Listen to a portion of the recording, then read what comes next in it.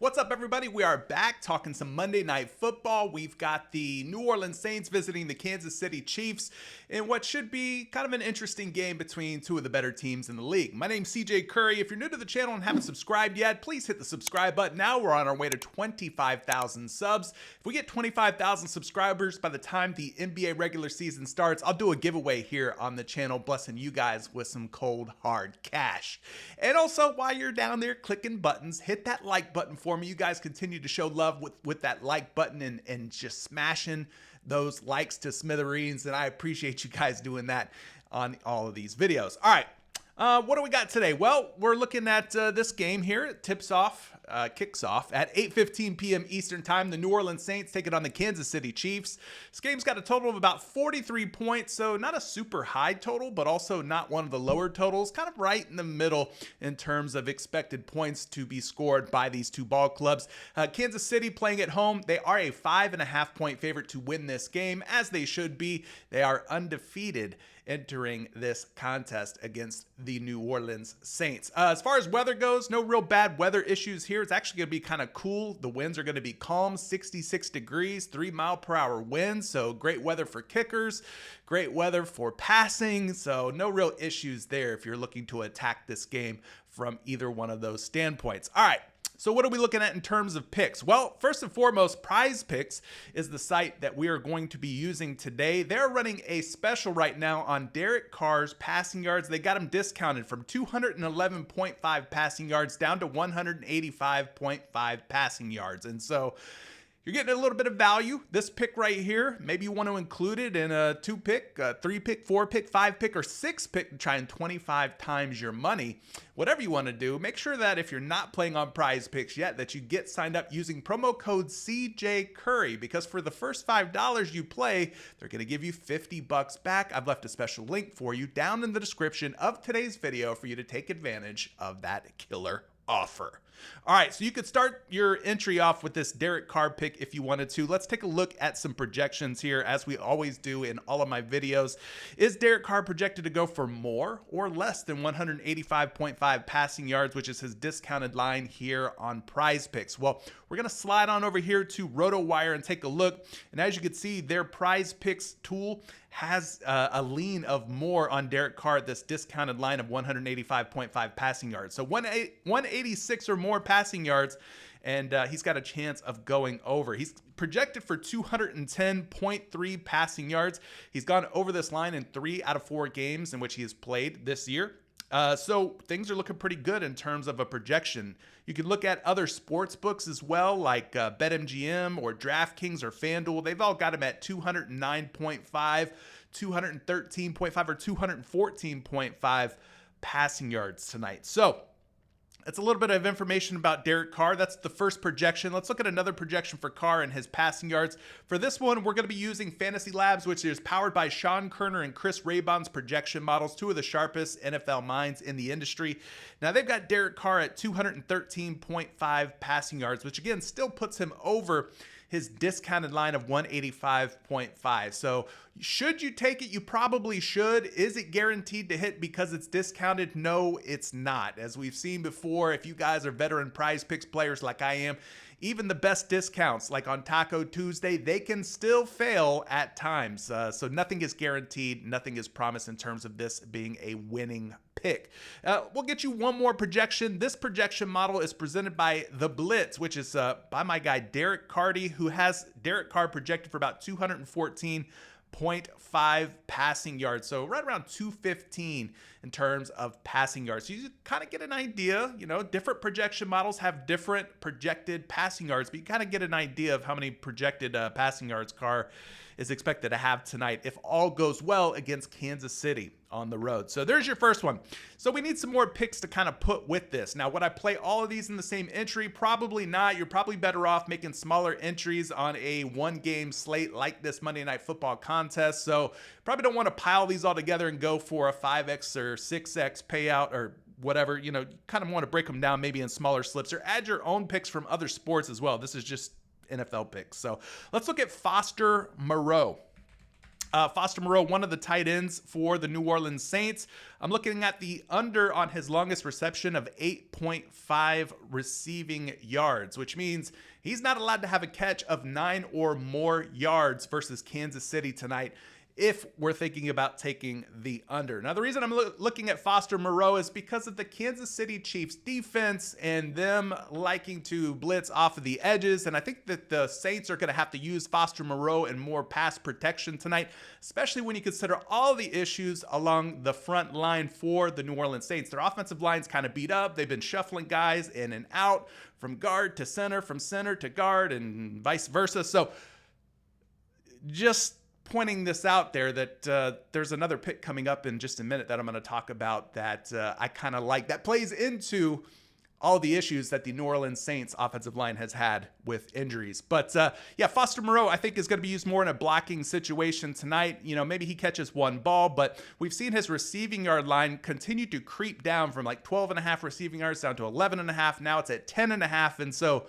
his longest reception is kind of interesting for me if they can keep him under 9 for the longest reception. Now, taking a look, because I don't have any projections for this one, just looking at the game logs from this season, he's got 4 games in which he has played. But you can see here from the last 3 games that he's really not getting out there and catching very many footballs. After week 1 against a easy matchup, squishy matchup against the Carolina Panthers, he's gone for 0, 2, and NA, meaning he did not catch a ball against the Atlanta Falcons. So in terms of his longest reception, he's gone under 8.5 for the longest reception in 3 straight games here. So not really doing much in terms of the passing game. Taysom Hill will be out. Maybe that opens up things a little bit for Foster Moreau. So if you're a little concerned about that, well, hey, you know, consider that. But looking at the longest reception here, yeah, like I said, 22, 0, 2, and then NA did not catch a ball there. I think they'll use Juwan Johnson more as their pass catching tight end against Kansas City. So that's one pick. Now, granted, I had to scrape the bottom of the barrel to find a lot of these picks. There's just not a whole lot of value here as we get closer and closer to kickoff here on this Monday Night Football game. But let's move things over to the Kansas City side of things, starting with my guy Kareem Hunt. Now, the reason I'm liking some Kareem Hunt tonight is for a couple of different reasons. A, he's coming off of a really good game against the Chargers last week. B, they're going to be without Clyde Edwards-Helaire. There you go. Clyde Edwards-Helaire is doubtful to play tonight. Also, Carson Steele, another one of the running backs they had leaned on in more recent games. He's been plagued with a case of fumbleitis recently. He's been turning the ball over, and so I think the confidence level for Steele is going down, which kind of just leaves Kareem Hunt and Samaje Perine as the main 2 backs.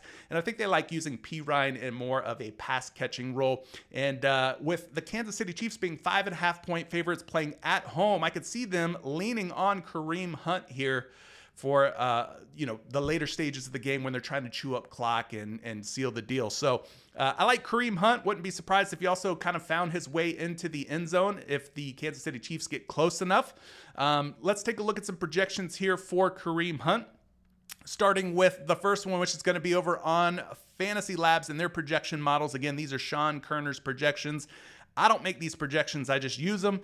12.48 projected fantasy score when we look at the DraftKings projection for Kareem Hunt. So that does put him about 2 fantasy score higher than where he is at on PrizePicks. When we take a look at another projection, this one's going to be over on RotoWire. You punch in Hunt's name, disregard this lean less. He's only played 1 game this season, and it's been the 1 game against the Chargers. But in that game, he did clear his fantasy score line, and he's projected for 11.2 fantasy score according to RotoWire. And then we'll slide on over to the Blitz. The Blitz is going to have Kareem Hunt at 13.45 fantasy points, so nearly 3 fantasy points higher than where he's at on PrizePicks at just 10.5. So I'd lean over on Kareem Hunt, with Kansas City being 5.5 favorites at home, and pretty decent matchup. We saw Saquon Barkley of the Philadelphia Eagles have a pretty good game on the ground against the New Orleans Saints.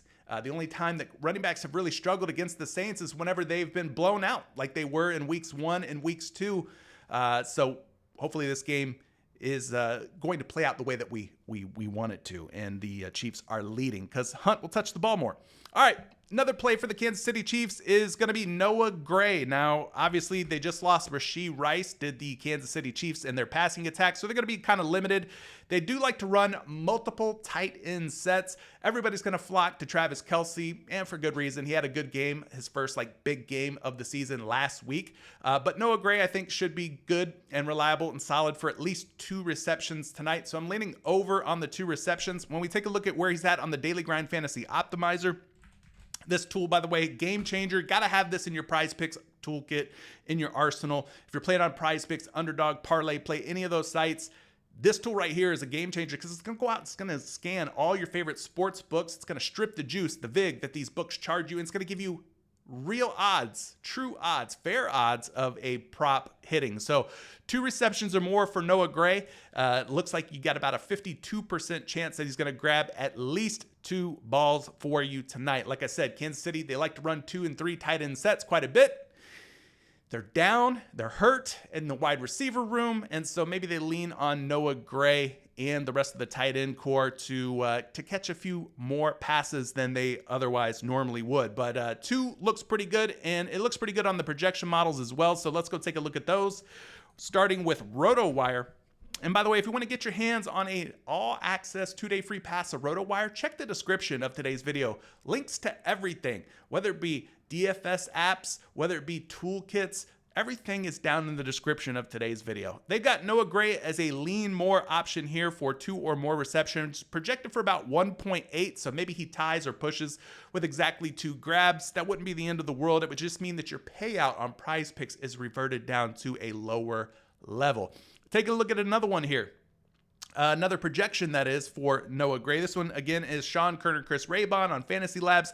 They got him projected for exactly 2 grabs tonight. And if we go over to The Blitz by Derek Carty, you're going to see that they've got him projected for a little bit higher than 2, with a projection of 2.27 grabs. So this could tie, this could push, but there also could be upside for maybe 3 receptions. He did have a pretty decent week last week, hauling in a total of 4 catches against the Los Angeles Chargers. So there's a couple different options for you. Now, this last one's going to be a little bit sizzly, a little bit spicy. But again, as I alluded to before, the New Orleans Saints are dealing with a ton of issues across the middle of their offensive line. So both guard spots and their center spot. And that's why I like this next pick. Now, the reason I say it's spicy is because it is a demon. Now, normally I don't play a whole lot of these demon style props, but when you're talking about Chris Jones, one of the best defensive linemen in the NFL, going up against a weakened guard and center spot for the New Orleans Saints, I think there's a good chance that he finds at least a half a sack. So I'm looking at taking the over here at 0.25 sacks for this Chris Jones demon play. So if he gets a half a sack or more, then obviously he goes over this number. Now, I don't know if they're going to provide anything in here. Yeah, there we go. He had 2 sacks last week against the Chargers. Obviously, we know what he's capable of. Like I said, one of the best in terms of defensive linemen in the league. Getting a very good matchup tonight against this battered, bruised, beaten New Orleans Saints offensive line. So I'm liking Chris Jones here. When I took a look at his projection, I was only able to find 1 projection for this, and this one was found over here on RotoWire. They've got Chris Jones on RotoWire projected for 0.61 sacks, which is more than 0.25, slightly more than a half a sack. So his chances of recording at least a half a sack, I think, are going to be pretty good. And with the New Orleans Saints playing from behind, that's going to probably mean that they lean more on passing than running. More dropbacks for Derek Carr means more opportunities for the likes of Chris Jones and the rest of these Kansas City Chiefs to get their hands on him and bring him to the ground for that half a sack or better. But that's what I've got. Like I said, kind of slim pickings. Wasn't a lot of options. Hopefully most of these hit. If they sweep, well, then that would just be the cherry on top, wouldn't it, guys? Let me know your comments down in the comment section below. Appreciate you always showing love to the channel. We'll catch you in another video real soon. Peace.